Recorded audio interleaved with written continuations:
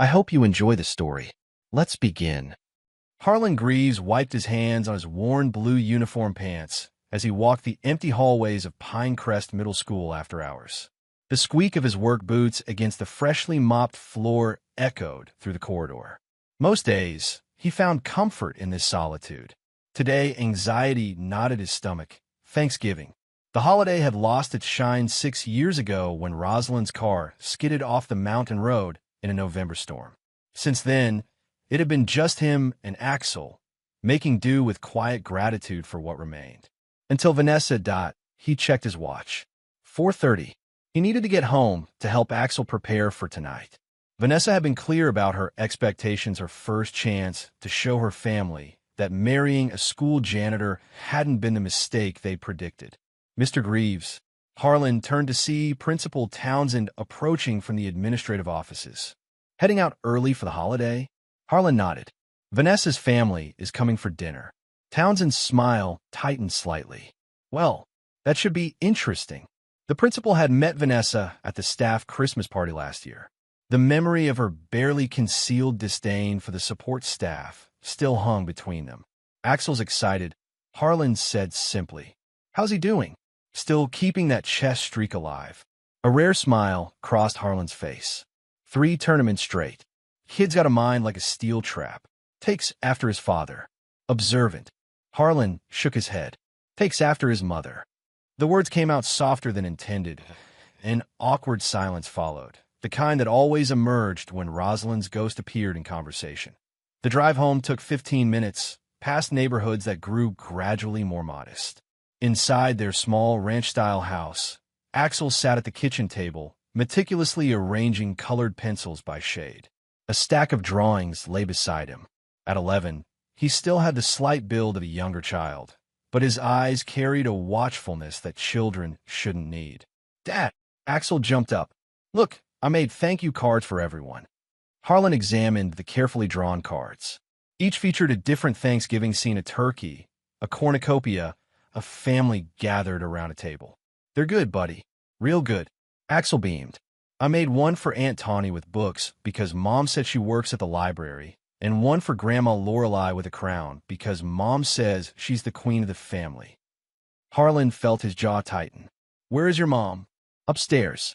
She said her family expects things to be just so." Axel mimicked Vanessa's precise tone. From upstairs came the sound of the shower running. Harlan glanced at the kitchen. Vanessa had already started preparations, vegetables chopped in precise cubes, a turkey brining in a specialist container she'd ordered online, the good plates stacked ready for use. "Let me see what else you made," Harlan said, pulling up a chair beside his son. Axel eagerly showed him a drawing of a chessboard with pieces arranged in the Sicilian defense. Another showed the family: Harlan, tall and square-shouldered; Axel, small but smiling; and Vanessa, rendered with careful attention to her sleek dark hair and perfect posture. "These are special, Axel. Your mom's family will be impressed." The boy's face clouded slightly. "Mom said not to bore everyone with chess talk." Harlan felt that familiar burn in his chest, the one that appeared whenever Vanessa subtly diminished his son's passions. He'd married her 14 months ago, convinced that Axel needed a mother's influence, that the gap left by Rosalind needed filling. Lately, he'd begun to question that decision. "Nothing boring about chess," Harlan said firmly. "It's strategy, planning, seeing 10 steps ahead. That's a skill most folks never learn." Vanessa entered the kitchen. Her hair was blow-dried to perfection, makeup applied with precision. She wore a burgundy dress that probably cost more than Harlan made in a week. "You're not changed," she said, eyes narrowing at his uniform. "Just got home. Plenty of time." She checked her watch. "They'll be here in an hour." Mother is always precisely on time. Her gaze shifted to the table.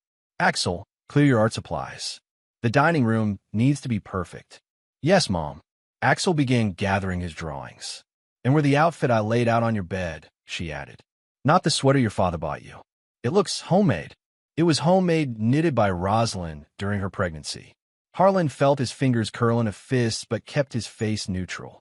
Vanessa had been increasingly critical of anything connected to Rosalind, as though trying to erase all traces of the woman who came before her. "I'll make sure he's ready," Harlan said evenly. "Come on, buddy." As they walked upstairs, Harlan placed a hand on Axel's small shoulder. The boy had grown quiet, sensing the tension. "Your drawings are great," Harlan said. "I'm proud of you." Axel looked up with those solemn eyes that sometimes made him seem decades older. "Dad, will they like me?" The question hit Harlan hard. "Anyone who doesn't like you isn't worth worrying about," he answered. "Remember that." In their bedroom, Harlan found a pressed white shirt and navy slacks Vanessa had laid out. Next to them was a child-sized bow tie. He shook his head slightly, imagining how uncomfortable Axel would be.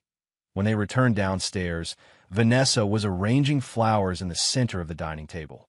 She glanced up, nodding approval at Axel's appearance, but frowning slightly at Harlan's. "Your tie doesn't match the tablecloth," she said. "It's the only one I have." She sighed. "Well, it's too late now. Axel, come help me finish setting the table." The doorbell rang at exactly 6 o'clock. Vanessa straightened, taking a deep breath. "Remember," she said to Harlan, "my brother is very respected in the education community, and my mother is sensitive about certain topics." "Like what?" "Just follow my lead." She smoothed her dress and went to answer the door. Harlan placed a hand on Axel's shoulder. "Stay close to me tonight, okay?" The boy nodded, clutching his thank you cards in slightly trembling hands. The voices in the entryway grew louder as Vanessa ushered in her family. Harlan stood with Axel in the dining room, watching as they filed in. Silas Dane entered first, tall, thinning hair carefully combed over a bald spot, wearing a sport coat with embroidered crest that screamed community college professor, trying to look Ivy League. Behind him came his wife, Tawny, sharp-featured with eagle eyes that immediately began cataloging every detail of the home. Last was Lorelei, Vanessa's mother, a small woman with rigid posture and a perpetual expression of having smelled something unpleasant. "Mother, Silas, Tawny, this is my husband Harlan, and his son Axel," Vanessa said, voice pitched higher than normal. Silas stepped forward, extending a hand with obvious reluctance. "So the maintenance man?" "Vanessa mentioned you're very handy." Harlan gripped the offered hand firmly, noting the wince that followed. "Janitor, actually. Someone's got to keep the schools running." "Indeed," Silas replied, withdrawing his hand. "I suppose every role has its purpose." Tawny moved to examine a framed photo on the wall. "This house is quaint, very working-class authentic." Lorelei didn't bother with pleasantries. "Vanessa, the table looks lovely. You always did have a knack for making the best of situations." Axel stepped forward, holding out his cards. "I made these for everyone." The three visitors stared at the boy as though he were offering them used tissues. After an awkward pause, Tawny took the cards with pinched fingers. "How creative," she said. Harlan felt his son deflate beside him. He placed a protective hand on the boy's shoulder. "Axel's quite the artist. Takes after his mother." "His mother?" Lorelei asked sharply, glancing at Vanessa. "His birth mother," Harlan clarified. "She was an art teacher." An uncomfortable silence filled the room. Vanessa laughed nervously. "Let's move to the dining room, shall we? Everything's ready." As they walked to the table, Harlan noticed that Silas and Tawny were exchanging looks and suppressed smiles. The hairs on the back of his neck stood up. Something was wrong. "I've prepared all Mother's traditional recipes," Vanessa was saying. "The cornbread stuffing, cranberry relish." "You've gone to such trouble," Tawny interrupted. "But will everyone appreciate it?" Her eyes slid toward Axel. Vanessa's smile faltered for just a moment. "Everyone find your seats. Axel, why don't you go to your place?" Harlan watched as his son walked around the table, looking for his name card. The boy stopped, confusion crossing his face. "Mom, I don't see my name." Vanessa's smile didn't reach her eyes. "Check the kitchen, dear." Something cold settled in Harlan's stomach as Axel walked into the kitchen. A moment later, there was silence. Harlan moved quickly to the doorway. There, on the floor near the refrigerator, sat a dog bowl. Inside were brown, kibble-shaped cereal pieces. A paper label taped to the side read Axel in Vanessa's neat handwriting. The boy stood frozen, staring down at the bowl, his small frame rigid with shock. Behind Harlan, Silas let out a snort of laughter. Tawny's high-pitched giggle followed. Even Lorelei made a sound of amusement. "Vanessa," Harlan said, his voice dangerously quiet. "What is this?" His wife had the decency to look slightly uncomfortable, but her voice carried a smirk when she answered. "Just a little family tradition. The newest member eats in the kitchen for their first holiday. In a dog bowl." Harlan's voice was steel. Vanessa shrugged. "It's just a joke. Besides," and here her voice took on a cruel edge, "a kid raised in janitor town doesn't need turkey." The dining room erupted in awkward laughter. Harlan turned to see Axel's face crumple, tears welling in his eyes as he fought not to cry. Something snapped inside Harlan, not with fire or fury, but with cold, absolute clarity. Without a word, he crossed to his son, took his small hand in his own, and walked straight to the front door. "Harlan," Vanessa called after them. "Don't be so sensitive. It's just a joke." He didn't look back, didn't speak, just helped Axel into his coat, took his own from the hook, and walked out into the cold November night, closing the door firmly behind them. I in the car. Axel finally let the tears come. "Dad, why would Mom do that?" Harlan started the engine, his movements precise and controlled. "She's not the person I thought she was." He pulled away from the curb. "And she's never doing anything like that to you again." Scene 3. A fire inside the Red Pine Motel sat just off the highway, its neon sign buzzing in the gathering darkness. Harlan paid cash for a room with 2 double beds, ignoring the clerk's curious glance at their formal clothes and Axel's tear-stained face. Room 14 smelled of industrial cleaner and cigarettes, poorly masked by air freshener. The boy sat on the edge of the bed, silent, his bow tie hanging loose around his neck. "Hungry?" Harlan asked. Axel nodded slightly. "Wait here. I'll grab something." At the vending machine, Harlan punched the buttons with more force than necessary. The image of that dog bowl kept flashing in his mind, along with Vanessa's smirking face, her family's laughter. He returned with arms full of chips, candy bars, and sodas. Not a proper Thanksgiving dinner, but the best he could manage for now. Axel had changed into the pajamas from the small overnight bag they kept in the car for chess tournaments. The formal clothes lay neatly folded on the chair. "Dinner is served," Harlan said, dumping the snacks onto the bed between them. "Not exactly turkey, but it's better," Axel said softly. They ate in silence for a while, the TV murmuring in the background. "Dad," Axel finally asked, "was it because of me?" Harlan set down his soda. "What do you mean? Did Mom do that because I did something wrong? Because I'm not really her kid?" The question cut through Harlan like a knife. He moved to sit beside his son, putting an arm around the thin shoulders. "Listen to me. You did nothing wrong. But they did.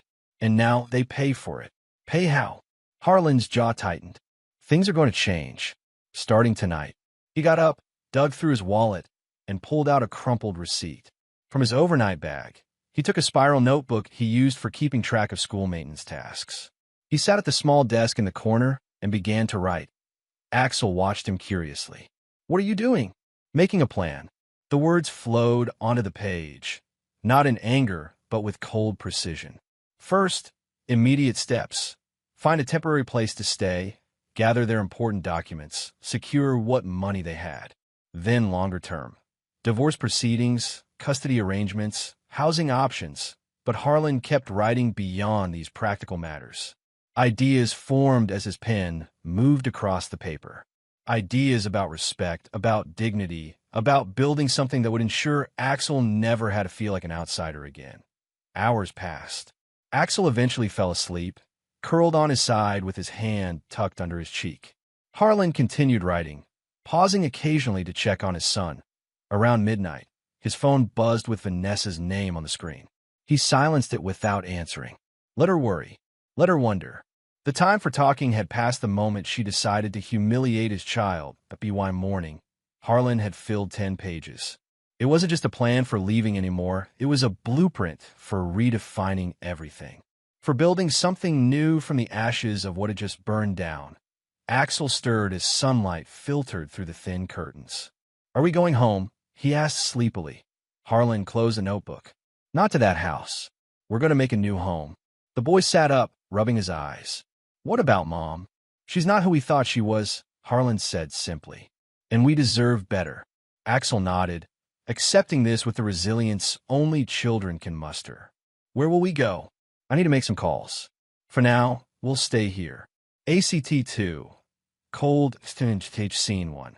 Vanessa's panicked 3 days after Thanksgiving, Harlan pulled into the driveway of the house he had shared with Vanessa. Her car was gone, as expected. She taught advanced placement math at Westridge High School, which didn't let out until 3:30. Wait here, he told Axel, who sat in the passenger seat clutching a list of items to collect. Can I help? The boy asked. Better if you stay put. This won't take long. Harlan used his key to enter through the back door. The house smelled of artificial pine. Cleaner Vanessa must have been stress cleaning again. In the kitchen, unwashed dishes sat in the sink, unusual for his fastidious wife.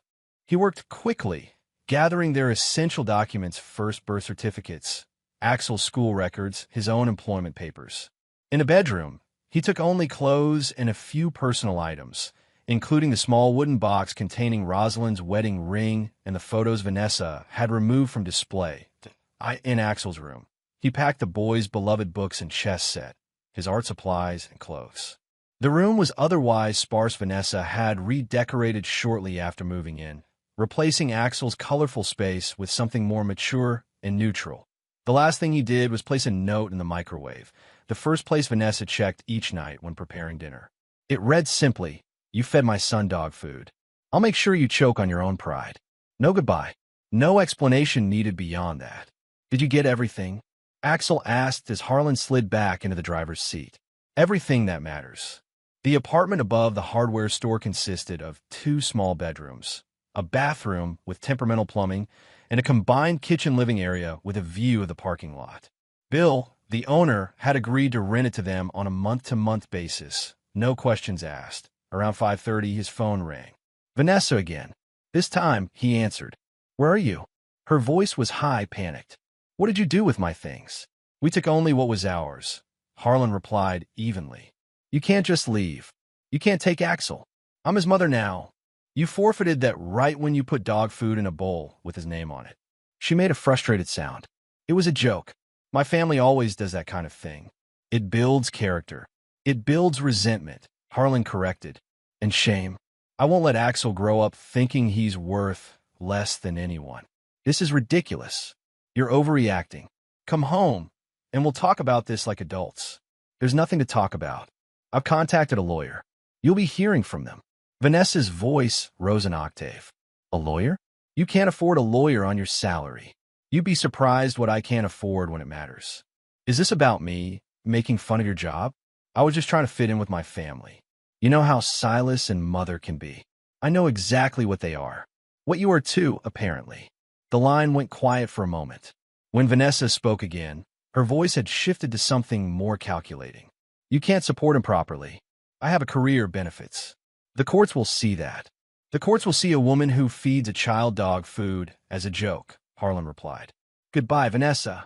He hung up and turned to find Axel standing in the doorway, a box of his books in his arms. Is Mom mad? The boy asked. She's upset, but that's a problem now. Axel set down the box. She called me sensitive whenever I'd get quiet around her family. He looked up at his father. But I just didn't like how they talked about you. Like you were less. Harlan knelt to eye level with his son. Listen to me. There's nothing wrong with being sensitive. It means you notice things. And there's nothing wrong with being a janitor. Honest work is never something to be ashamed of. I know. Axel's expression was solemn. That's what Mom, my real mom, used to say. The Bluebird Diner sat at the edge of town, its chrome exterior reflecting the midday sun. Harlan arrived early, securing a booth in the back corner with a view of the door. He ordered coffee and waited, reviewing his notes one more time. At tea precisely noon, a stocky woman with salt and pepper haircut and a practical bob pushed through the door. Yvette Grimsley scanned the diner, spotted Harlan, and headed directly toward him. Greaves, she said, sliding into the booth opposite him. You look like hell. Good to see you too, Grimsley. So, she said after taking a long sip of coffee, you wanted to talk. Must be important for you to track me down through the union directory. Harlan closed his notebook. You were the union steward at Central for what? 15 years. 17. Before budget cuts, forced consolidation. Now I run the cafeteria at your school and try to keep the district from replacing real food with processed garbage. She studied him over the rim of her mug. But you didn't ask me here to talk about chicken nuggets. No, I need your help. Yvette's eyebrow rose. What kind of help? Harlan explained his situation, the marriage to Vanessa, the Thanksgiving incident, the separation. He kept his voice even, clinical, but couldn't entirely mask the cold anger underneath. Yvette listened without interruption. When he finished, she set down her coffee with controlled precision. That woman put your boy's name on a dog bowl. Harlan nodded. And you want what from me exactly? Because if it's an alibi for justifiable homicide, I should warn you I'm a terrible liar. Despite everything, Harlan found himself smiling slightly. Nothing that drastic. I want to build something decent. For people like us. Define people like us. The invisible ones. The ones who keep things running but don't get invited to the table. The cafeteria workers, the custodians, the bus drivers. Harlan leaned forward. The kids who come from families where college isn't guaranteed, where an AP class feels out of reach. Interest sparked in Yvette's eyes. You got my attention. Harlan outlined his idea, a program to provide school supplies, tutoring, and mentorship to kids from working-class backgrounds. Something that would give them the support and respect often missing from the system. Ambitious, Yvette commented when he finished. And expensive. Where's the money coming from? That's where I need your help. You know everyone in the district. You helped organize that fundraiser last year for the teacher with cancer. Yvette nodded slowly. I might know some people. But Harlan, this isn't just about collecting school supplies. You're talking about creating a whole support network. I know. And let me guess, this isn't just about helping disadvantaged kids. This is about showing your ex-wife and her stuck-up family that you're not just some janitor they can look down on. Harlan met her gaze directly. Does that bother you? Yvette laughed, a short, sharp sound. Hell no. Revenge as a motivation for social good? I can work with that. She pulled a small notebook from her purse and began writing. First, we need space. I know the community center has rooms they don't use after 5. My cousin's on the board. For the next hour, they planned, Yvette's practical experience in organizing perfectly complementing Harlan's determination. By the time they ordered lunch, they had the outline of a program starting small with a school supplies drive, then expanding to tutoring sessions, eventually developing into a comprehensive support system. We should start with the middle school, Yvette said. Get established there, then expand to the high school. That's where the real barriers kick in anyway, when kids start getting tracked for college or not. Axel's school, Harlan noted. Yes, and where your wife's brother is assistant principal, if I remember correctly. Harlan nodded. Silas Dane. He was there that night, laughing. Then he'd better get used to seeing you around, Yvette said with a grim smile. In a whole new capacity. As they were finishing lunch, Yvette asked, What are you calling this thing? Harlan hadn't thought that far ahead. Does it need a name? Everything needs a name, Greaves. Something people can rally behind. She considered for a moment. How about a seat at the table? The echo of what had been denied his son wasn't lost on Harlan. Perfect. 2 weeks later, a seat at the table held its first school supplies drive. Harlan had spent every evening making calls, sending emails, and visiting local businesses for donations. Yvette had mobilized her extensive network of contacts throughout the district. The turnout exceeded their expectations. Teachers from 3 schools, parents, even some students showed up to volunteer. Principal Townsend made an appearance, bringing a box of graphing calculators donated by the math department. Axel helped too, setting up a chess table where he offered to teach interested kids. By the end of the day, he had a small group of dedicated students sitting cross-legged on the floor, carefully considering their next moves. Your son's got a gift for teaching, Yvette commented, watching the impromptu chess lesson. He gets that from his mother, Harlan replied. Rosalind could make anyone understand anything. The article appeared the following week, small but prominent on the local section's front page. School custodian launches program to level educational playing field. The piece was well written, portraying Harlan as a dedicated father and community member stepping up to fill a need in the district. 3 days after the article was published, Harlan received a call from the district superintendent's office requesting a meeting. Expecting trouble, he was surprised when the superintendent, Dr. Reynolds, offered him use of an unused classroom at Pinecrest for after-school tutoring sessions. "What you're doing aligns with our equity initiatives," Dr. Reynolds explained. "And frankly, it's good PR for the district." Harlan accepted the offer, recognizing it for the opportunity it was. With official space and tacit approval from administration, a seat at the table gained legitimacy that would make it harder for anyone to shut down, including Silas Dane. The program grew quickly. Teachers volunteered their time for tutoring. Local businesses donated supplies. Parents spread the word. Within a month, they had 30 regular students attending sessions 3 times a week. Axel thrived in this environment. He helped younger kids with reading and math, gaining confidence with each session. His chess club expanded to 8 regular members, including 2 girls who'd never played before but proved to be natural strategists. One evening, as Harlan was locking up after a session, he found Principal Townsend waiting in the hallway. "Impressive work, Greaves," Townsend said. "You've created something important here. Just filling a need. It's more than that.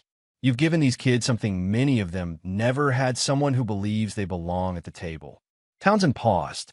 "I heard about what happened with Vanessa. For what it's worth, I'm sorry." Harlan nodded, accepting the sentiment. "The program is what matters now."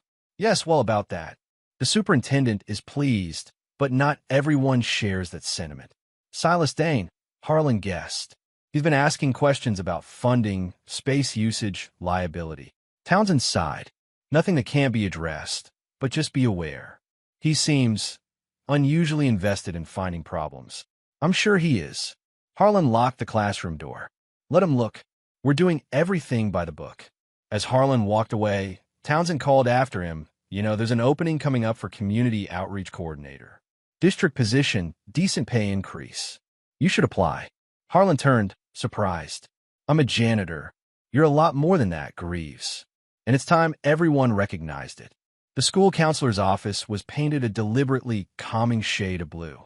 Leif Armand sat behind his desk, his expression grave as he faced Harlan.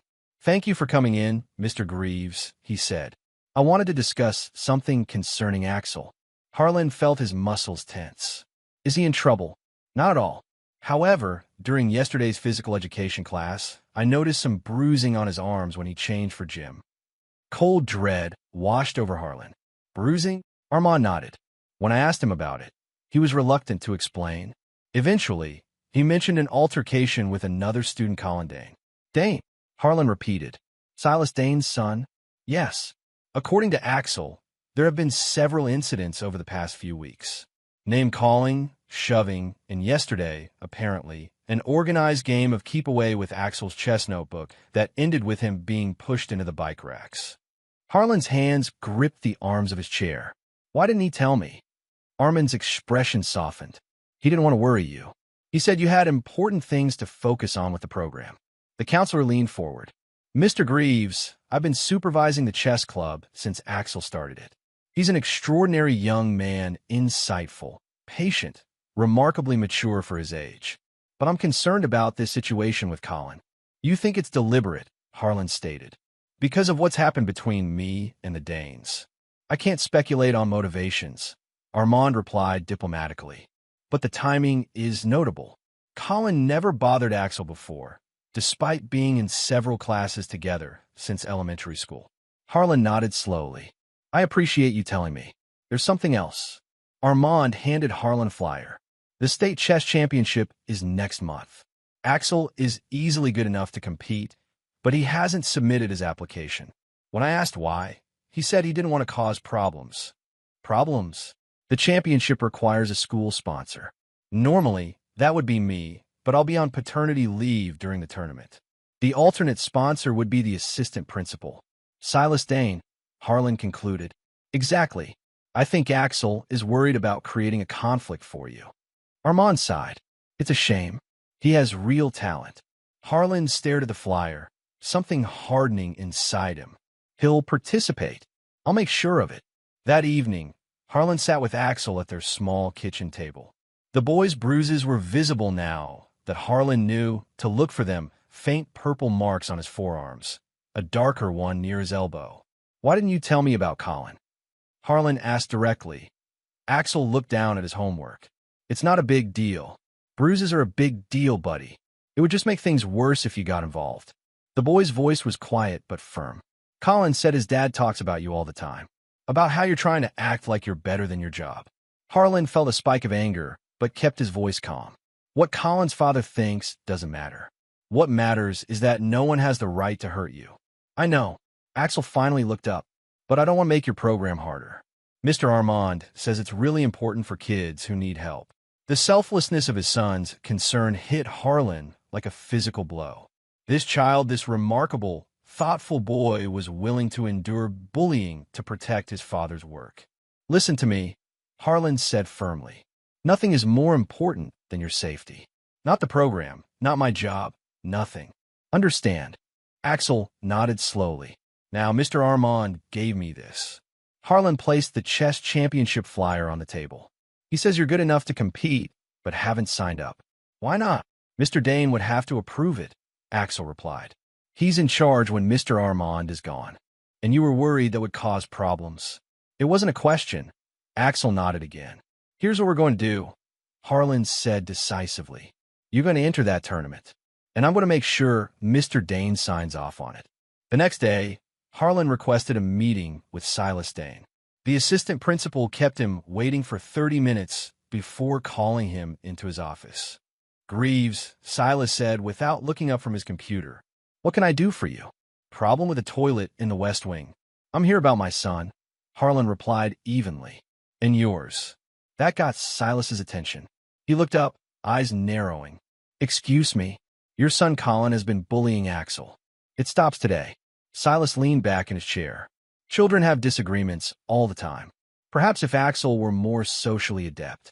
"Axel has bruises," Harlan interrupted, "documented by the school counselor with photos. I have copies." The assistant principal's expression flickered. "I'm sure it was just rough housing. Colin told Axel that you talk about me at home, about how I'm trying to act better than my job." Harlan leaned forward slightly. "Seems like an odd thing for a child to say, without prompting." Silas's face hardened. "What exactly are you implying?" "I'm not implying anything. I'm stating facts. Your son is bullying mine, apparently with your tacit approval." Harlan placed the chess championship flyer on the desk. "Axel needs your signature to participate in this tournament, as acting sponsor while Mr. Armand is on leave." "And why would I do that?"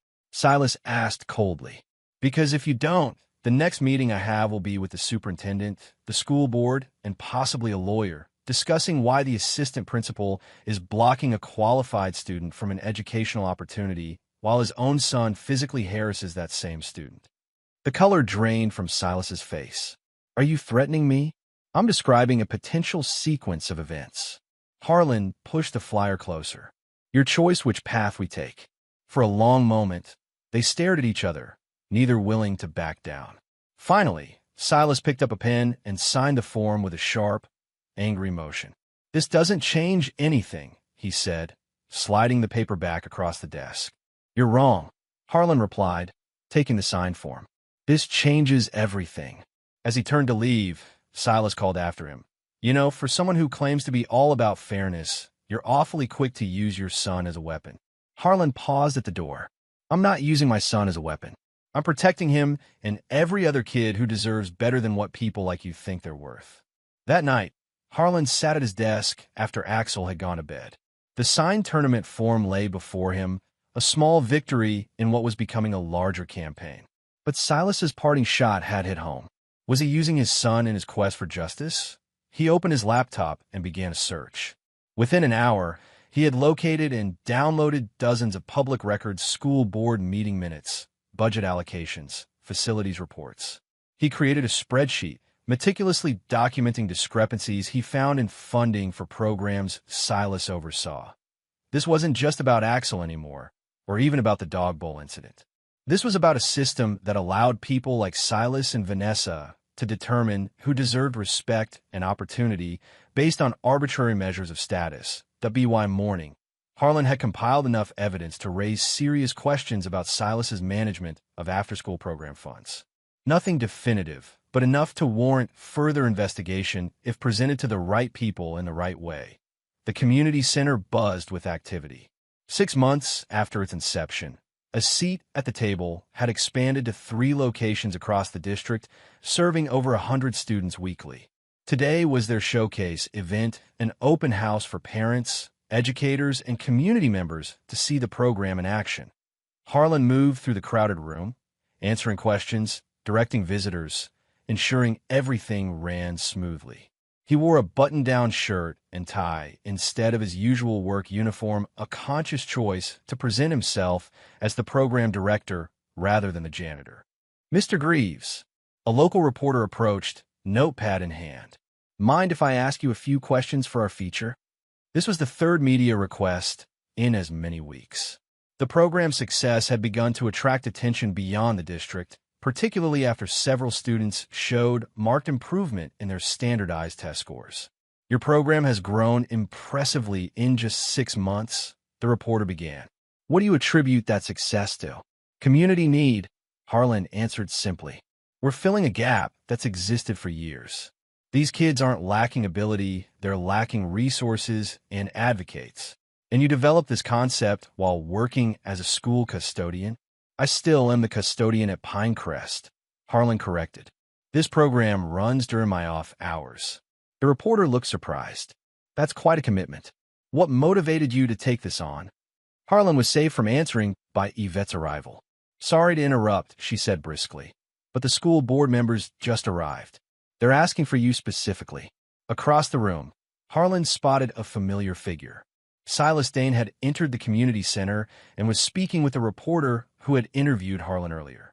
Even from a distance, Harlan could read the tension in Silas's posture, the forced smile that didn't reach his eyes. "Excuse me for one moment," Harlan said to the board members. "Yvette can show you our technology center. I'll join you shortly." He made his way across the room, arriving just as Silas finished speaking with the reporter. "Dane," Harlan greeted him neutrally. "Didn't expect to see you here." Silas's smile was razor-thin. "Just checking on the program that's been draining resources from official district initiatives." "Nothing's being drained. We operate on donations and volunteer hours. For now." Silas glanced toward the board members. "I see you're working your way up the ladder. Quite the ambitious janitor." "I prefer custodial engineer," Harlan replied evenly. "And yes, I am ambitious for the kids who deserve better than being relegated to the kitchen floor." Silas's face darkened at the reference. "You know, several of the after-school program grants I oversee have been suspended pending administrative review." "Funny how that happened, right after you started poking around in public records. Public information is just that, public. If reviewing that information led to questions about fund allocation, that's hardly my fault." "Don't play innocent," Silas hissed, dropping the pretense of civility. "You've been systematically undermining me for months. Anonymous complaints to the board, questions raised at PDA meetings about my programs. You think I don't know it's you?" Harlan maintained his calm demeanor. "If your programs can't withstand basic oversight, perhaps the problem isn't with the questions being asked." Silas stepped closer, lowering his voice.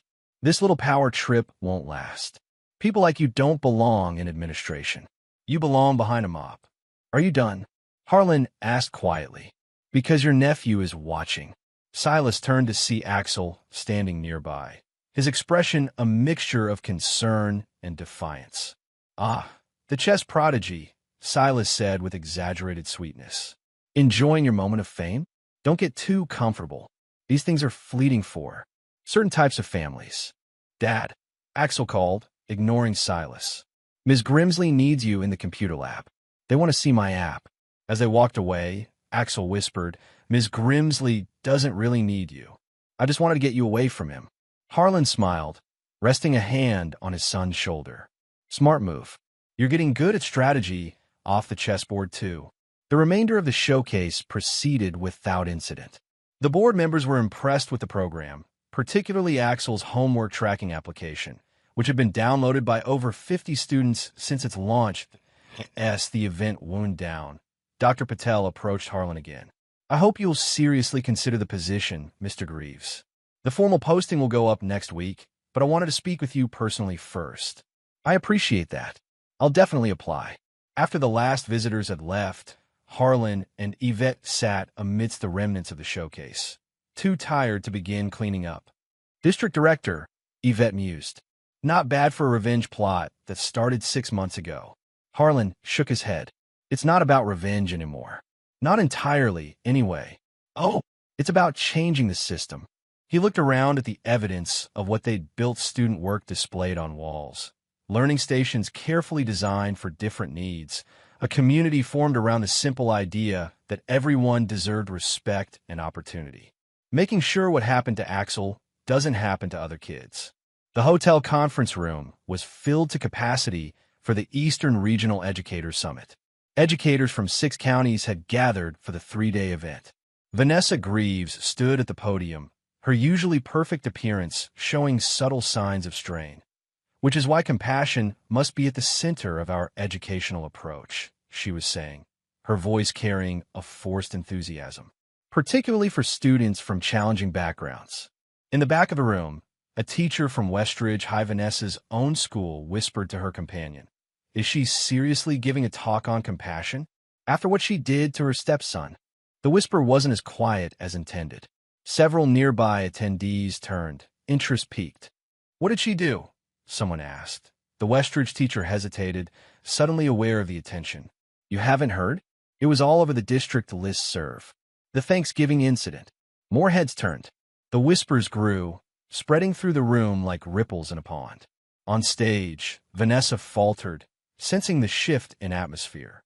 "As educators, we must recognize the unique challenges faced by." She paused, distracted by the rising murmur. "Excuse me, if I could have your attention." From the middle of the room, a woman stood. "Ms. Greaves, how do you reconcile this talk on compassion with feeding your stepson dog food at Thanksgiving dinner?" The room went silent. Vanessa's face drained of color. That's a personal matter that's been grossly mischaracterized. My daughter is in your stepson's chess club," another audience member called out. "She told me what happened. The whole school knows." Vanessa's professional mask cracked further. "This isn't the appropriate forum." "Isn't it, though?" The first woman remained standing. "You're lecturing us about compassion in education while treating a child in your care with cruelty. It's hypocritical." People began gathering their materials, standing, moving toward the exits. Not everyone, some remained seated, uncomfortable but unwilling to participate in the exodus, but enough to make the statement clear. Vanessa watched, stunned, as nearly half her audience walked out. The conference organizer approached the podium, whispering urgently in her ear. She nodded mechanically and stepped away from the microphone. The drive home from the conference was a blur of humiliation and rage. Who had spread the story? How had it traveled so quickly through educational circles? As Vanessa pulled into her driveway, she noticed something white fluttering under her windshield wiper. She assumed it was an advertisement until she pulled it free and unfolded the paper, in block letters, "Child abuser." Everyone knows. Her hand shook as she crushed the paper, looking around wildly to see if anyone was watching. The street was quiet, peaceful in the early evening light. No sign of who might have left the message. Inside, she went straight to her laptop, opening social media with dread. Nothing obvious on her main feed, but when she searched her name, her breath caught. A post in a private local educators group had hundreds of comments. Did anyone else attend Vanessa Greaves' workshop on compassion? The irony is unbelievable given what she did to her stepson. The comments were merciless. "My cousin works at Pinecrest. Said she put actual dog food in a bowl with the kid's name on it. Made him eat in the kitchen while everyone else had turkey. Her ex is running that amazing after-school program now. Talk about different approaches to education. Her brother's under investigation for misusing program funds too. Whole family seems toxic." Vanessa slammed the laptop closed, heart pounding. This wasn't just professional embarrassment. This was her reputation being systematically destroyed. And the mention of Silas being investigated. Was that connected too? She called her brother, pacing as the phone rang repeatedly. When he finally answered, his voice was terse. "Not a good time, Vanessa. Did you know people were talking about the Thanksgiving incident? About both of us?" It's all over social media. Silas was quiet for a moment. Yes, I'm dealing with my own PR nightmare. Someone filed a formal complaint about my after-school funding allocations. There's an audit scheduled. It's Harlan, Vanessa said fiercely. He's behind all of this. Possibly, but he's been careful. The complaint about my funding came through proper channels with documentation. Nothing that can be dismissed as a personal vendetta. What are we going to do? I'm handling my situation, Silas replied coolly. You should focus on yours. What does that mean? It means I warned you about marrying the janitor. Now you're experiencing the consequences. The line went dead as Silas hung up. Vanessa stared at the phone, a cold realization settling over her. She was alone in this. Her family, so supportive when she'd been the successful teacher marrying down, now viewed her as a liability. She opened a bottle of wine, not bothering with a glass, and returned to her laptop. This time, she searched Harlan's name. The results stung worse than the whispers and walkout at the conference. Article after article about a seat at the table. Photos of Harlan speaking to community groups, organizing events, standing alongside school board members. A video interview where he spoke articulately about educational equity and opportunity. And everywhere, comments praising his dedication, his vision, his commitment to helping underprivileged students. The final blow was a recent piece. District creates new equity director position. Grassroots program founder expected to apply. The article featured a photo of Harlan with Axel at a chess tournament, both smiling, a trophy between them. The transformation was stunning. The quiet, unassuming janitor, she'd married the man she believed would be grateful for her attention, who she could mold and manage, had emerged as a respected community leader. Meanwhile, her own carefully constructed professional identity was crumbling. The custody hearing was scheduled for next week. Initially, she'd been confident that her position as a certified teacher would outweigh Harlan's status as just a janitor in the judge's eyes. Now, she wasn't so sure. Scene 6. Custody showdown. The family court waiting area was a study in controlled anxiety. Parents, children, and attorneys moved through the space with tense purpose, voices hushed, expressions guarded. Harlan sat on a bench against the wall, Axel beside him, both dressed in their best clothes, the same suits they'd worn to the chess tournament. Across the room, Vanessa conferred with her attorney, a sharp-featured man in an expensive suit who kept glancing at Harlan with poorly concealed disdain. Vanessa herself looked immaculate as always, but with a brittle quality to her perfection, like porcelain on the verge of cracking. "You okay, buddy?" Harlan asked softly. Axel nodded, though his fingers worried at the hem of his jacket. "What's going to happen?" "The judge will ask some questions, review the evidence, and make a decision about where you'll live officially." Harlan kept his voice steady, matter of fact.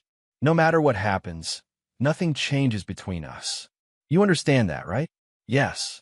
Axel's eyes drifted toward Vanessa. "Will I have to talk to her?" "Maybe, if the judge asks you to." Harlan placed a hand on his son's shoulder. "Just tell the truth. That's all anyone can ask of you." Their attorney, Sandra Powell, approached with a folder tucked under her arm. She was a no-nonsense woman in her 50s who specialized in family law and had agreed to take their case at a reduced rate after hearing the full story. "They're running about 20 minutes behind," she reported. "Judge Hawkins is thorough, which works in our favor. He'll take the time to review all our evidence." Harlan nodded. "Have you seen her filing? What's her strategy?" "Standard approach for a professional parent versus a blue-collar one. She's emphasizing her credentials as an educator, her financial stability, her ability to provide educational advantages." Powell's mouth thinned. No direct mention of the Thanksgiving incident, of course. But she doesn't deny it. Not explicitly. She characterizes it as a misunderstood family tradition that you've weaponized against her. Powell glanced at Axel, then lowered her voice. "She's also making some implications about your recent community involvement, suggesting it's more about building a case against her than genuine interest in education." Harlan felt Axel tense beside him. "It's okay," he assured the boy. "We have the truth on our side. And video evidence," Powell added, "which is why I'm confident. Speaking of which, is the young lady coming?" She should be here soon. Her mother was bringing her directly from school. As if summoned by the words, a teenage girl entered the waiting area with a woman who was clearly her mother, both with the same auburn hair and cautious expressions. Harlan recognized her from Thanksgiving Tawny's daughter, Maddie. Mr. Greaves? The girl approached hesitantly. I brought the video like you asked. Thank you, Maddie. Harlan introduced her to Powell, who led her to a quiet corner to review the footage once more before the hearing. Across the room, Vanessa had noticed the new arrivals. Her face paled as she urgently whispered to her attorney, who looked increasingly concerned. Dad, Axel said quietly, why does Mom look scared? Harlan considered his answer carefully. She's just now realizing that actions have consequences. The bailiff appeared at the courtroom door, calling their case number. As they rose to enter, Yvette arrived, slightly breathless from rushing. Sorry, school lunch crisis, she explained, straightening her blazer. Did I miss anything? Just starting, Harlan replied. Thanks for coming. Wouldn't miss it. Someone's got to be here to celebrate with you after. The courtroom was smaller than Harlan had imagined, the judge's bench less imposing. Judge Hawkins was a balding man with reading glasses perched on his nose, reviewing a file as they all took their places, Harlan and his team on one side, Vanessa and her attorney on the other. The proceedings began with formalities, case number, parties present, purpose of the hearing. Then each attorney made opening statements. Vanessa's counsel spoke first, painting a picture of a dedicated educator who had married a man with a young son, only to have the relationship deteriorate when her attempts to instill structure and academic rigor in the child's life were resisted. Powell's statement was concise and devastating. Your Honor, this case centers on one central question. Is a woman who feeds her stepson dog food as a joke fit to share custody of that child? We contend she is not, and we have brought evidence demonstrating not only this specific incident of cruelty, but a pattern of behavior that has caused my client's son significant emotional distress. Judge Hawkins's expression remained neutral, but his eyes sharpened. That's a serious allegation, Counselor. I presume you have documentation. We do, Your Honor. First, we have video evidence of the Thanksgiving incident itself, recorded by a minor who was present. We also have written testimony from the child's school counselor documenting subsequent emotional impacts, and statements from several educators who have worked with both the child and Ms. Greaves. Vanessa's attorney rose quickly. Your Honor, any video would have been taken without my client's knowledge or consent. It was taken by a 13-year-old girl during a family dinner. Mr. Rutledge, Powell interjected, not as part of an elaborate sting operation. Unless your client posts no recording signs at her dining room, I believe the evidence is admissible. Judge Hawkins nodded. I'll review the video. Let's proceed with witness testimony first. Leif Armand took the stand, describing his observations of Axel in the months before and after the Thanksgiving incident. He's an exceptionally bright, thoughtful child who suddenly became withdrawn, anxious about making mistakes. When I asked what was wrong, he eventually told me about being served dog food at the family Thanksgiving while everyone else ate turkey. In your professional assessment of the impact, Powell asked, significant psychological distress. Armand replied without hesitation, made worse by the fact that his stepmother, whom he was trying to build a relationship with, was the one who orchestrated the humiliation. When Vanessa took the stand, her composure showed cracks. She admitted the dog bowl incident, but insisted it was a family tradition meant to teach humility, and that Harlan had overreacted dramatically. So you believe serving a child dog food while everyone else eats a traditional meal is appropriate? Powell asked during cross-examination. It wasn't actual dog food, Vanessa protested. It was cereal shaped like kibble. A joke. A joke the 11-year-old child didn't find funny. A joke that left him in tears. He's always been oversensitive. I was trying to toughen him up. Powell's expression hardened. Ms. Greaves, can you explain why, in your text messages to my client after he left with his son, you referred to Axel as that janitor's kid and suggested he belonged on the floor anyway? Vanessa's face flushed. I was upset. He had just walked out of a dinner I'd spent days preparing. Because you serve his son dog food in a pet bowl, Powell reminded her. Your Honor, I'd like to play the video evidence now. The footage, recorded on Maddie's phone apparently without the adults noticing, was brief but damning. It captured the moment Axel discovered the dog bowl, his confusion turning to hurt, and Vanessa's cruel comment about Janitor Town. Most devastating was the laughter from the adults as the boy fought back tears. When the video ended, the courtroom was silent. Judge Hawkins removed his glasses, rubbing the bridge of his nose. "I've seen enough," he said finally. "Mr. Greaves, would you take the stand, please?" Harlan moved to the witness box, acutely aware of Axel watching him, of Vanessa's glare burning into his back. "Mr. Greaves," the judge began, "you're seeking sole custody with Ms. Greaves granted only supervised visitation. That's a significant restriction. Why do you believe it's necessary?" Harlan met the judge's gaze directly. "Because my son deserves to feel safe, respected, and valued in his own home. Vanessa has demonstrated repeatedly that she views him as less worthy than others based on his background, my background. I can't allow him to be raised in an environment where he's taught to be ashamed of who he is or where he comes from. And a supervised visitation requirement. I don't trust her judgment when it comes to Axel.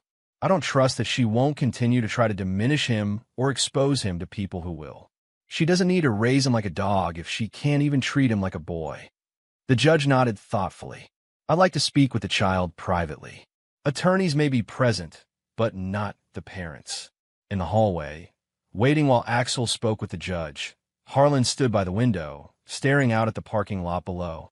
Vanessa approached, her heels announcing her presence before she spoke. "You orchestrated this whole thing," she said, voice low with fury. "The program, the media attention, turning my colleagues against me. It was all to build up to this moment, wasn't it?" Harlan turned to face her. "I didn't orchestrate anything except creating something positive out of the mess you made. You did this to yourself, Vanessa. All I did was refuse to let your cruelty go unanswered. He's a child. Children need discipline, structure. Your coddling will make him weak. There's a difference between discipline and humiliation, between structure and control. But you never understood that." Her eyes narrowed. "You'll regret this. You think you've won with your little community program and your chess-playing brat. But people like you don't win in the end. You clean up after people like me." "Not anymore," Harlan replied simply. "That world is changing, and I'm helping change it." Judge Hawkins delivered his ruling without preamble. "Having reviewed the evidence and spoken with a minor child, I find clear and compelling reasons to grant the petitioner's request for sole legal and physical custody. Ms. Greaves will be granted supervised visitation twice monthly, to be conducted at the Family Services Center with a court-appointed supervisor present." Vanessa gasped, but the judge continued. "This arrangement will be reviewed in 6 months, at which time Ms. Greaves may petition for adjustment if she can demonstrate improved understanding of appropriate parental behavior, preferably through completion of court-approved parenting classes." In the courthouse parking lot, Harlan knelt to eye level with his son. "You okay?" Axel nodded. "The judge was nice. He said I was very articulate." "That you are." Harlan smiled. "How about ice cream to celebrate? Can Ms. Grimsley and Mr. Armand come too?" Axel asked, looking at the 2 adults who had supported them through everything. "Of course they can," Harlan replied, standing. "They're family now." As they walked to the car, Harlan felt a weight lift from his shoulders. This victory, securing Axel's safety and well-being, was the foundation upon which everything else could be built. Silas Dane's office at Westmont Middle School projected careful authority certificates displayed in matching frames, reference books arranged by height on polished shelves, a desk positioned to maximize psychological advantage over anyone seated across from it. Today, however, the space felt more like a bunker under siege. Silas glared at the email on his screen, reading it for the 3rd time as if repetition might change its content. To administrative staff, Westmont Middle School from Dr. Eleanor Reynolds, Superintendent Subject. Emergency Board Meeting Program Fund Audit. This is to notify all relevant parties that the school board has called an emergency session this Thursday at 7 p.m. to address irregularities identified in the recent audit of after-school program funding. Assistant Principal Silas Dane is required to attend with all documentation related to the Arts Enhancement Initiative STEM Explorers Program and Athletics Expansion Project for fiscal years 2022 to 2024. The message continued with bureaucratic precision, but its meaning was clear. The audit had found problems, and Silas was the target. With a sense of dread, he pulled up the local news website. The headline hit him like a physical blow. Investigation. Middle school assistant principal accused of embezzling PTA funds. The article was damning detailed, sourced, and accompanied by images of invoices that had supposedly paid for classroom renovations but actually covered personal expenses. Invoices only Silas should have had access to. His desk phone rang. The superintendent again. "Silas, have you seen the article?" Dr. Reynolds asked without preamble. "Yes, just now. It's completely unfounded. A teacher has come forward confirming the fake invoices, Silas. And we have a parent ready to testify that you solicited a kickback from a vendor contracted for the science lab updates." Her voice was ice. "The board is convening an emergency session this afternoon. You're suspended effective immediately, pending investigation. This is outrageous. I've given 12 years to this district. Save it for the board, Silas. Security will escort you to clean out your office in 30 minutes. The line went dead. Silas sat frozen, his carefully constructed world collapsing around him. His phone buzzed again. Vanessa, still demanding contact. He ignored it, focusing instead on the more pressing question. How had this happened? Who had access to those invoices, that information? The answer formed in his mind with crystal clarity. Harlan Greaves. The janitor who wasn't just a janitor anymore. The man who had methodically dismantled his sister's marriage and was now completing his revenge by destroying Silas's career. But how?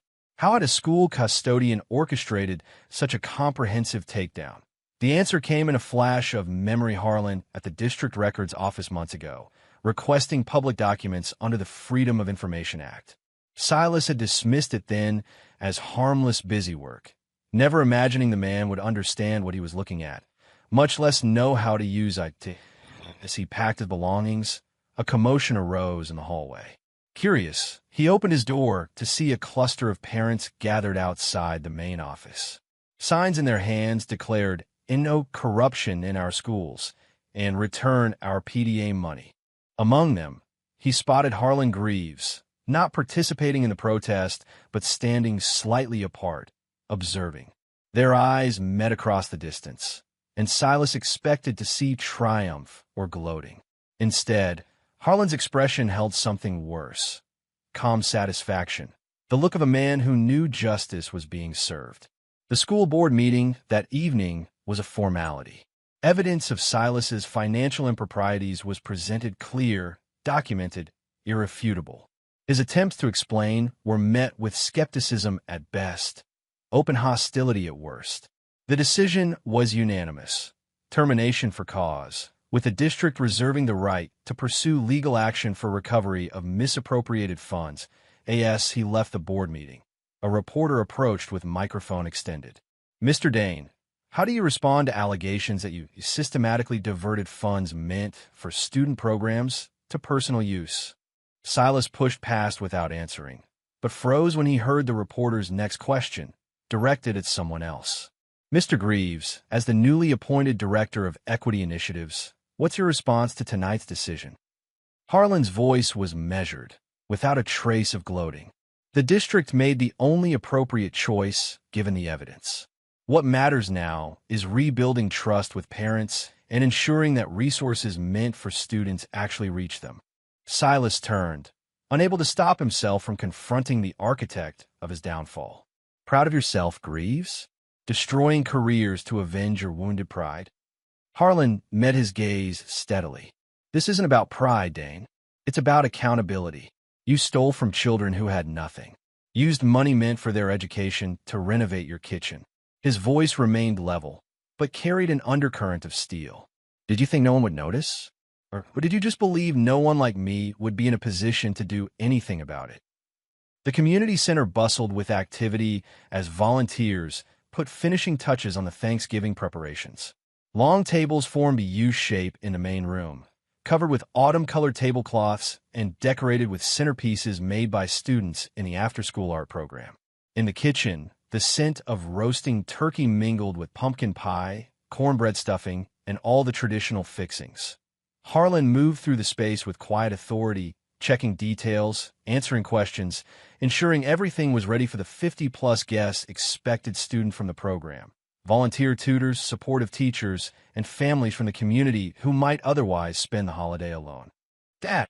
Axel appeared at his side, clipboard in hand. The seating chart is done, and Ms. Grimsley says the turkeys need 15 more minutes. At 12, Axel had grown taller over the past year, his confidence blossoming as he took on increasing responsibility in the program his father had built. Today he wore a button-down shirt and tie that matched Harlan's, a small detail that hadn't escaped notice. Thanks, buddy. Did you put the name cards out yet? Started to, but we're missing a few. Jerome's family confirmed they're coming, but we don't have cards for them. I'll take care of it. Harlan checked his watch. People will start arriving in about 30 minutes. Why don't you help Mr. Armand set up the chess tables for after dinner? Axel nodded and hurried off. Harlan watched him go, a familiar swell of pride rising in his chest. The boy had thrived this past year, excelling in school, winning regional chess tournaments, developing genuine friendships with several program participants. The shadows left by Vanessa's cruelty had largely faded, replaced by the confidence that came from being valued and respected. In the small office off the main room, Harlan found blank name cards and a marker. As he prepared the additional settings, Yvette appeared in the doorway. Everything's on schedule in the kitchen, she reported. The high school culinary students are doing an amazing job. Thanks for organizing that. Having them prepare the meal was inspired. Gives them practical experience and community service hours for their college applications, Yvette said with a shrug. Win-win. How many total confirmations do we have now? 58. Yvette consulted her tablet, including Dr. Reynolds and 3 school board members. Harlan nodded, unsurprised. In the years since his appointment as Director of Equity Initiatives, a seat at the table had grown from a grassroots program to a district-wide initiative, attracting attention from education officials across the state. What had begun as a response to cruelty had evolved into something far more significant, a model for institutional change. Yvette was silent for a moment, then added casually, Also, there's someone waiting to see you in the front lobby. Says she's family. Harlan looked up sharply. Vanessa? No, thank God. Says her name is Beatrice Cooper. Mentioned she was Rosalind's sister. The name hit Harlan like an electrical current. Rosalind's sister? That's impossible. Rosalind didn't have siblings. Well, this woman seems pretty convinced otherwise. Asked for you by name. Curious and wary, Harlan made his way to the lobby. Standing by the windows was a tall woman in her 60s with silver-streaked dark hair pulled into a neat bun. Something in her posture, straight-backed but relaxed, triggered a pang of recognition. Miss Cooper, he called. She turned, and Harlan felt the air leave his lungs. The resemblance wasn't obvious at first glance, but it was there in the shape of her eyes, the particular way her mouth curved when she smiled. Mr. Greaves. Harlan, thank you for seeing me. Her voice was lower than Rosalind's had been, but with the same measured cadence. I understand this is unexpected. To put it mildly, Harlan replied, studying her face. Rosalind never mentioned a sister. No, she wouldn't have. Beatrice's expression held sadness, but no surprise. We were estranged for many years before her death. Family disagreements that hardened into silence. My fault as much as anyone's. How did you find me? I've been following your work for some time now. She gestured to a newspaper clipping in her hand, a recent feature on the program's expansion. When Rosalind died, I hired a private investigator to locate her. By the time I found her, I was too late. But I found you and Axel instead. Harlan's protective instincts flared. And you've been what? Watching us from distance for 6 years? Why come forward now? I couldn't at first. Grief, guilt, cowardice, take your pick. Beatrice met his gaze directly.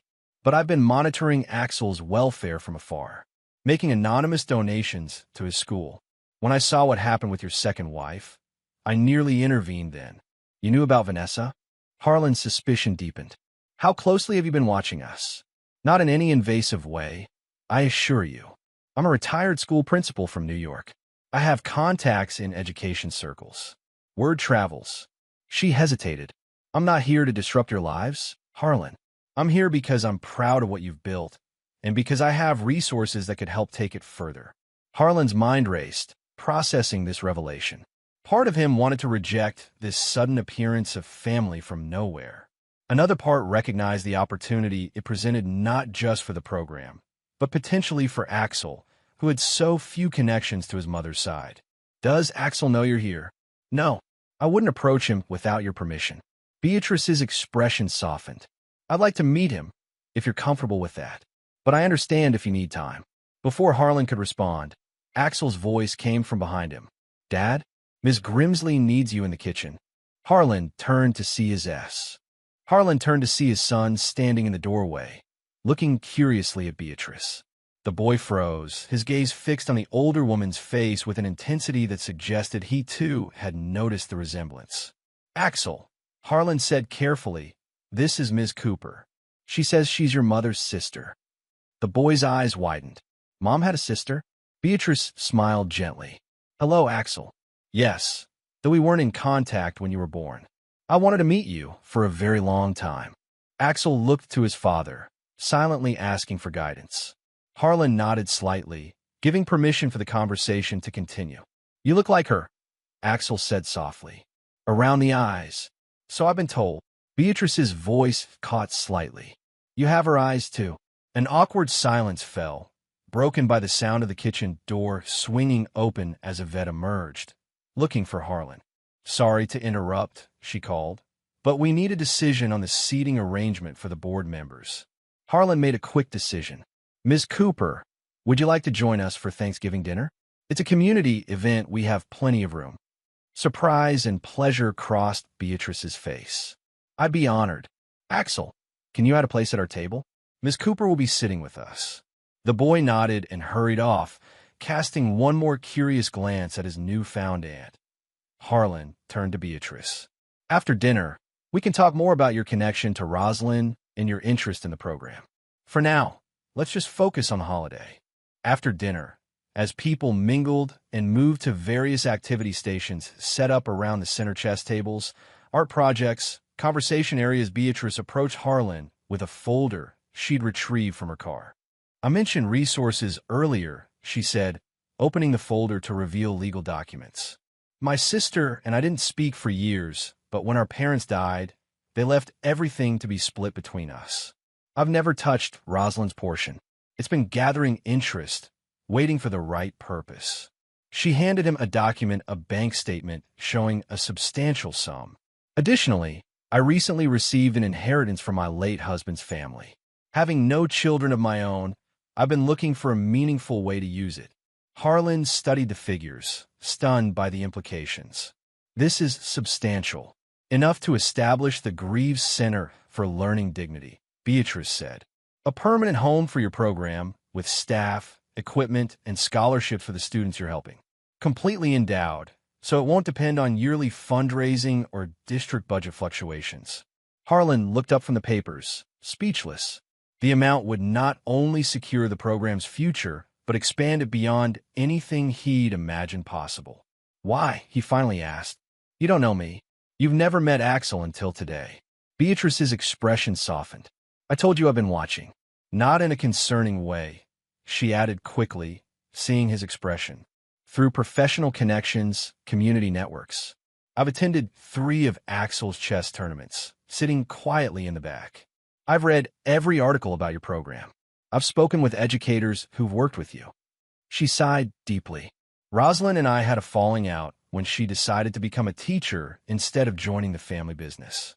Our parents were rigid about expectations. I sided with them, to my eternal regret.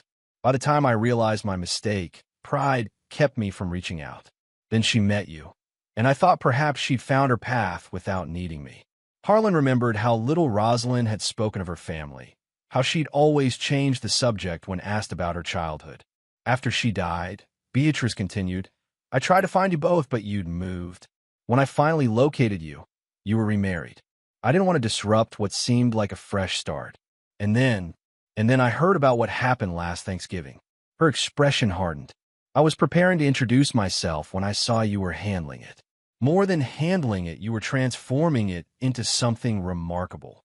So you decided to watch a little longer, Harlan concluded. I decided to let you build what you needed to build, she corrected, and to be ready when the moment was right to help take it further. Across the room, Axel was teaching a younger child how to play chess, his face animated as he explained strategy. Seeing his son so confident, so engaged, Harlan felt a surge of gratitude for everything that had led to this moment, even the painful parts. The Greaves Center, he repeated, testing the name. Rosalind would have liked that. Yes, Beatrice agreed. She always believed education should be about dignity first. Knowledge follows naturally when people feel valued. Harlan extended his hand. Thank you. Not just for this, he gestured to the documents, but for being here today. For Axel, having a connection to his mother's family, that's beyond price. Beatrice took his hand, her grip firm and warm. I should be thanking you. You've given me a chance to make amends in some small way for the years I lost with my sister, and to be part of something that truly matters. The glass-fronted building on Main Street had once housed a struggling bookstore, its location just far enough from the town center to make it commercially challenging. Today, a new sign hung above the entrance, the Greaves Center for Learning Dignity, with the tagline, "Every child deserves a seat at the table." Inside, workers were putting final touches on the renovations, installing computer stations, arranging flexible seating areas, stocking bookshelves with educational resources. The space had been transformed into a warm, welcoming environment that would serve as the permanent home for the program Harlan had built from the ground up. The day of the Thanksgiving celebration arrived crisp and clear. The center was filled to capacity, with over 100 guests gathered for the community meal. Tables had been arranged in a giant U shape throughout the main space, allowing everyone to see and interact with each other.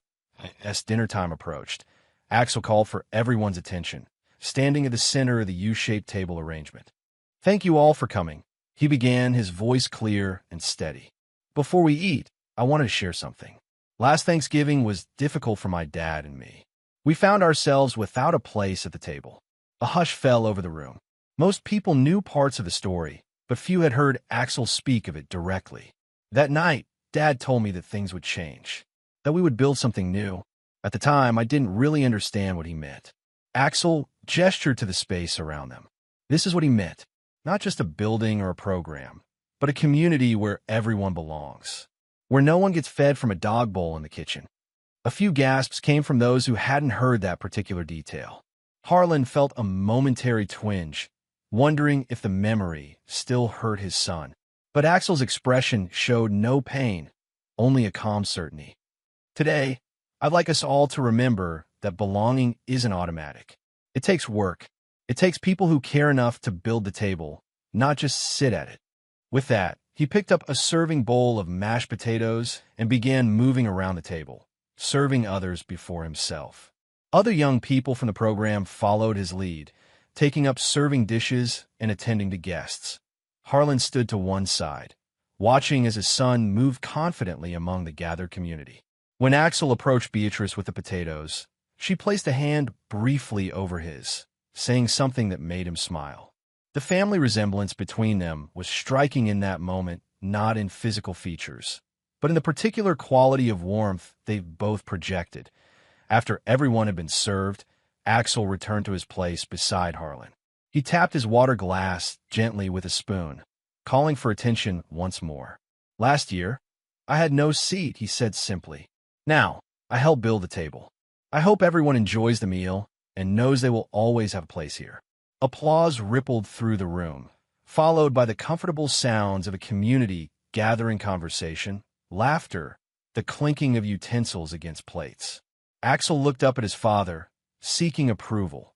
Harlan, who so rarely displayed emotion openly, felt something shift inside him. The tight control he had maintained for so long through Rosalind's death, through the struggles with Vanessa, through the building of the program eased slightly, allowing a genuine smile to spread across his face. That it wasn't just pride he felt, though there was plenty of that. It was something rarer, peace.